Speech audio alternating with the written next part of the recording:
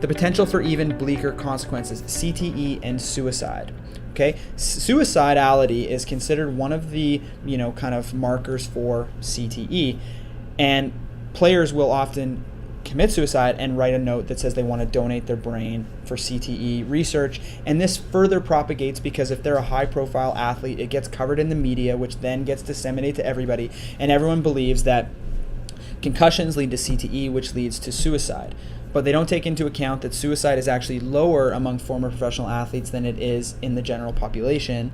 And it's so complex, something as complex as mental health and suicide, to try and link it with something like a concussion, or concussions during the playing years, creates this nocebo effect, because now it gets sensationalized in the media. And then you have the copycat effect, where you've had high school students who've committed suicide to donate their brain to CTE, believing that they have some sort of issue when they may in fact have nothing wrong with them. And this is where things get really, really upsetting, because we still have so much to learn and so much to know, and yet people are taking this for fact.